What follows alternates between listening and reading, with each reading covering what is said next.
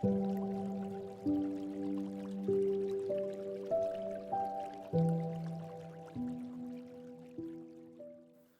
nous lisons aujourd'hui dans le prophète Habakkuk, au chapitre 2, du verset 1 à 3, et puis aussi la deuxième partie du verset 4.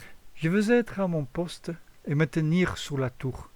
Je veux veiller pour voir ce que l'Éternel me dira, et ce que je répliquerai à mes reproches. L'Éternel m'a répondu et a dit, mets la vision par écrit, grave-la sur des tables, afin qu'on la lise couramment. En effet, c'est encore une vision qui concerne un moment fixé. Elle parle de la fin et ne mentir pas. Si elle tarde, attends-la, car elle se accomplira. Elle se accomplira certainement. Le juste vivra par sa foi. Donc dans ce texte, Habakkuk demande à Dieu ce qu'il va faire pour Israël. Quel projet il a pour Israël. Quel envisage pour sauver Israël. Quel est le plan qu'il a pour Israël. Et Dieu lui répond, mais j'ai un plan, j'ai un projet pour Israël. Mais la seule chose, ce projet va prendre le temps pour se réaliser. Ça va prendre beaucoup de temps. Dieu donc dit à Habakkuk, attends-toi à moi. Et c'est justement la question qu'il faut poser. Comment donc il faut attendre au Seigneur? On en parle. La Bible en parle. Le texte nous le dit. Si l'Éternel paraît tarder, attends-le patiemment. Autrement dit, tout simplement, soyez patient. Mais qu'est-ce que cela veut dire? Attends-toi au Seigneur. Et le texte nous dit au moins 3 choses que ça veut dire. La première chose, si tu veux attendre au Seigneur, il faut attendre patiemment.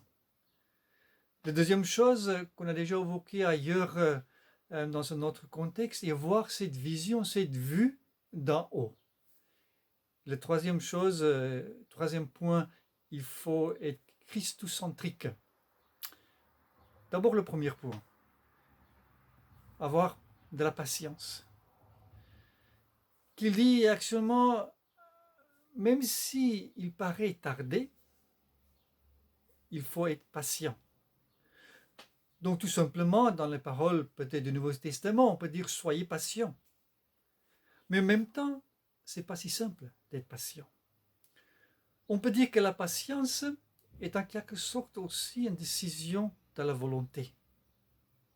Patience est de laisser aller, de poser ce fardeau qui me dit mais c'est moi qui dois porter mes soucis, c'est moi qui sais mieux, c'est je connais ce qui est bien pour moi, je connais toutes choses, comment il faut faire.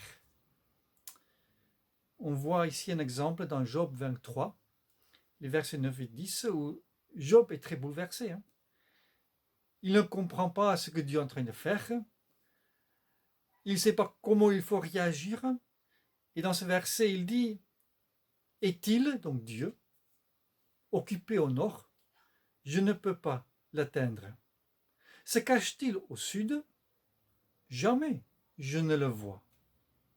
Cependant, il sait bien quelle voie j'ai suivie. S'il me met à l'épreuve, je sortirai pur comme l'or. Job lutte beaucoup avec Dieu. Il lutte beaucoup avec ce qui lui arrive. Et dans ses prières, dans d'autres prières dans le livre de Job, il n'est pas si équilibré dans ses prières comme dans ces versets que nous avons lus. Et il est dit, même si je ne sais pas où Dieu est, au moins Dieu sait où je suis. Je me répète, même si je ne sais pas où est Dieu, au moins Dieu sait où je suis. Je pense que je sais comment les choses doivent se passer. Je sais comment les choses doivent se dérouler. Mais je ne sais pas vraiment comment les choses doivent se passer. C'est ça qu'il faut arriver. Et s'il me met à l'épreuve, je sortirai pur comme l'or. Attendre au Seigneur est tout simplement cet acte de volonté. jusqu'à un certain degré, parce que ce n'est pas évident. C'est-à-dire que je savais ce qui est le meilleur pour moi, mais je pose ce fardeau. Dieu sait mieux que moi ce qui est le meilleur pour moi.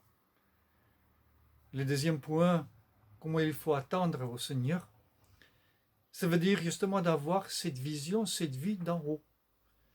Habakkuk dit, je vais être à mon poste et me tenir sur la tour. Donc cette tour, c'est une tour de garde qui est en hauteur.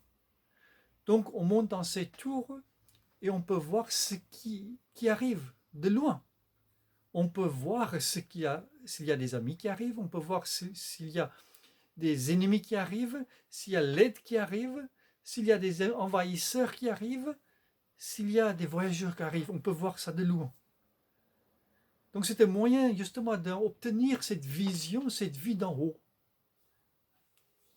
Attendre au Seigneur veut dire de faire tout ce que tu peux, donc pour obtenir justement cette vue d'en haut. Je peux vous donner un exemple dans Romains 8, verset 18, où il y a écrit « J'estime qu'il n'y a aucune commune mesure entre les souffrances de la vie présente et la gloire qui va se révéler en nous. » Donc le mot « j'estime », « estimer » qui est utilisé, et le mot grec « logizomai » qui veut dire « additionner ou calculer ».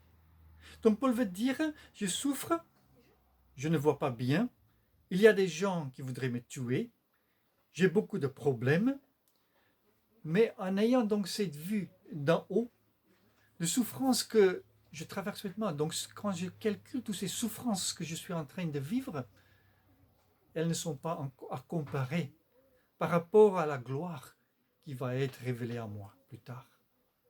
Donc c'est comme Paul, il monte dans cette tour de garde et il regarde tout ce qui se passe dans sa vie. Il se regarde à ses souffrances, mais il a cette vue d'en haut. Je pensais que mes souffrances étaient vraiment terribles, mais la seule maladie qui peut me tuer est maintenant guérie, c'est le péché. Nous avons trouvé un vaccin pour cette maladie. La seule mort qui peut me couler aujourd'hui est déjà pardonnée, c'est le péché. Ce que Paul fait ici est qu'il monte dans donc cette tour de garde pour obtenir donc cette vision, cette vue d'en haut. Donc voilà la deuxième façon qu'on peut aussi attendre au Seigneur. C'est une décision, une volonté que je décide, je voudrais attendre au Seigneur. Et puis aussi donner une vision d'en haut de cette volonté, de cette décision que je prends. Une vue, comment Dieu voit des choses. Une vue spirituelle. Et finalement, la troisième façon d'attendre au Seigneur, cette façon christocentrique. Quand Dieu dit à Habakkuk, le juste vivra par sa foi, au verset 4, chapitre 2, ce verset donc, est cité par Paul dans l'Épître aux Romains, premier chapitre. Donc justement, cette lettre, cette épître qui parle de la grâce. Donc, verset 17, il y a écrit, il dit que nous ne sommes pas sauvés par nos œuvres. Nous sommes sauvés nous ne sommes pas sauvés par ce que nous faisons, mais celui qui est juste vivra par la foi. Et il aura la vie éternelle. Et puis, il dit que c'est que en Jésus-Christ que nous pouvons vivre comment nous devons vivre, comme nous devons vivre. Cela veut dire que tu ne peux pas avoir la patience avec Dieu, tu ne peux pas attendre au Seigneur sans regarder à Jésus-Christ. Tu dois le regarder quand tu es dans le jardin de Gethsémani, quand tu es en train de traverser la vallée de la mort. Et justement, quand Jésus est dans ce jardin, envoyé par l'angoisse, en attendant la souffrance qui est devant lui, qu'il va subir sous la croix, il dit, pas ma volonté, Père, mais la tienne.